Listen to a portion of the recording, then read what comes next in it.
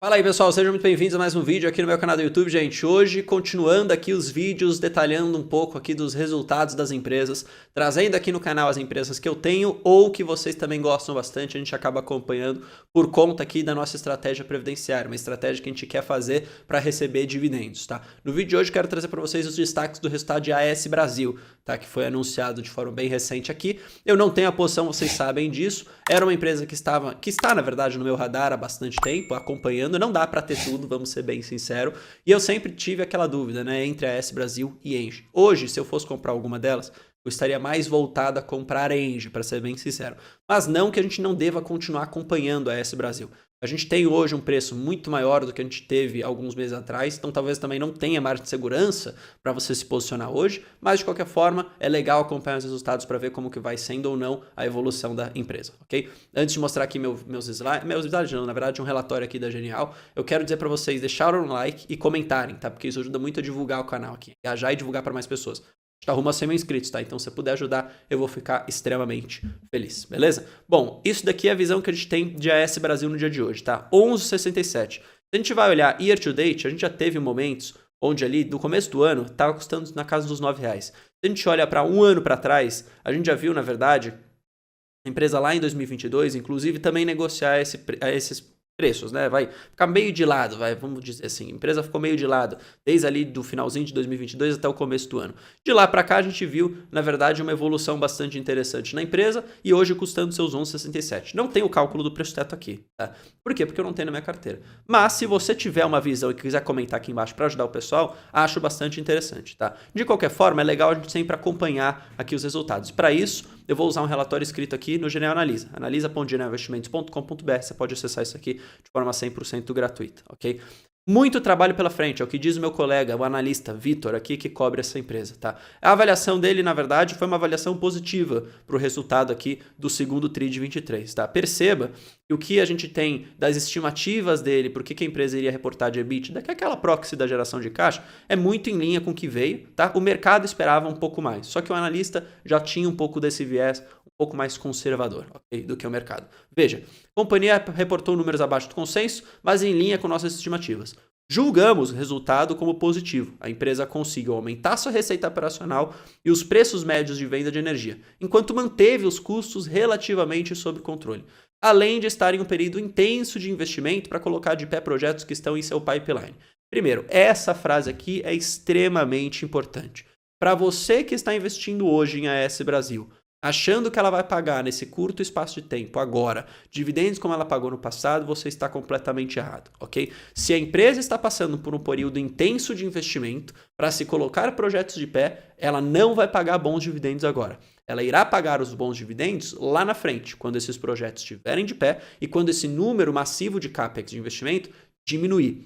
Isso é normal, as coisas acontecem nesses ciclos de investimento. Não tem nenhum problema aqui quanto a isso. Não é o fato dela não pagar dividendo hoje que se torna uma empresa ruim. Pelo contrário, se ela está investindo, isso deve melhorar.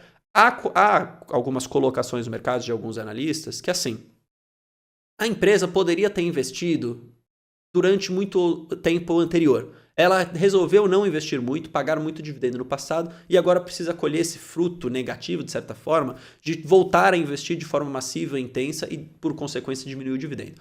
Há alguns analistas, há alguns investidores que falam que isso foi um erro da empresa, que ela deveria, na verdade, ter investido desde lá de trás, como foi o caso de Engie, porque aí se mantém um bom fluxo de pagamento de dividendo. Mas é uma questão de escolha. Se você está comprado nessa tese e gosta da empresa, você caminha com esse negócio para o longo prazo, ok?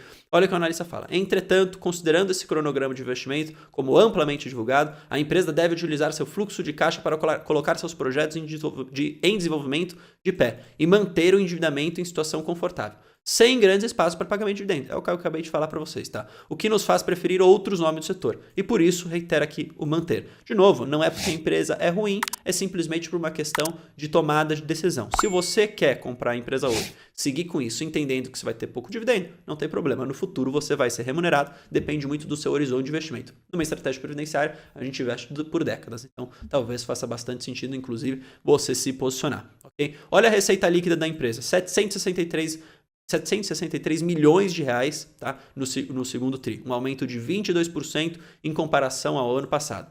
devido ao aumento do preço médio de venda de energia e principalmente consolidação dos complexos eólicos Araripe, Caetés e Cassino, okay? Em dezembro de 2022.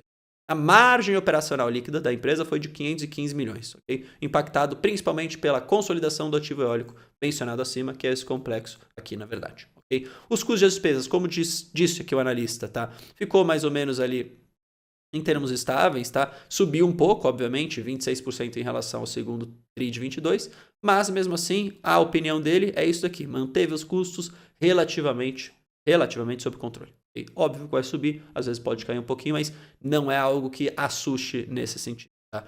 O EBITDA da companhia, 347 milhões, a proxy da geração de caixa, 45% superior ao ano passado. Isso aqui é interessante. Tá? O endividamento, acho que é legal da gente sempre acabar acompanhando. 3,28 vezes. Tá? Houve a redução do endividamento da companhia, mas ainda assim ela se encontra com o maior nível de alavancagem do setor.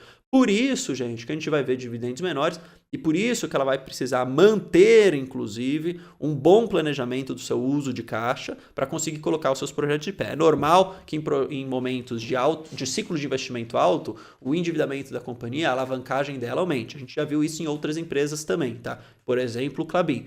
Mas o risco não é esse. O risco é você não ter um bom planejamento e fazer com que esse endividamento exploda e que, por consequência, você não consiga honrar com as suas obrigações. Tá? O lucro líquido foi de 35 milhões. Tá? Então, basicamente, aqui ele esqueceu de colocar o número, mas basicamente foi um lucro aqui de 35 milhões. De novo, faz sentido você olhar não para a questão da lucratividade hoje, talvez, tá? Mas sim, especialmente, para a gente se planejar, não acho que não é planejar a palavra certa, mas é a gente ficar atento quanto à evolução do endividamento e mais do que isso, tá? A evolução da geração de caixa da empresa. Isso é importante, especialmente nesse ciclo aqui maior de investimento. O Barsi, como vocês sabem, ele é um cara muito comprado na empresa. Então ele está comprando essa tese, que ele até chama de uma empresa futurista, né? Que é uma empresa que está hoje investindo para colher os frutos lá na frente. Você concorda com isso? O melhor momento, de certa forma, para você investir nessas empresas é agora. Antes delas gerarem o resultado, antes dela pagarem o dividendo. Por quê? Porque aqui você tem mais riscos, você tem mais incerteza. Portanto, você tem um desconto maior. Você vai querer, o mercado vai querer um desconto maior. Se as coisas já começam a dar certo lá na frente, você tem mais certeza e, portanto, você acaba pagando um pouco mais caro. Fica com isso um pouco na sua cabeça para você entender exatamente para onde que você quer acabar indo, certo? Existem outras empresas também interessantes, também boas na bolsa. Não dá para você ter tudo. Então, faça uma análise e escolha aquelas que para você sejam as melhores, ok? Espero que você tenha gostado desse vídeo, deixa seu like aqui, isso ajuda muito a divulgar, estamos rumo a 100 mil inscritos, qualquer sugestão também deixa aqui nos comentários. Forte abraço, valeu!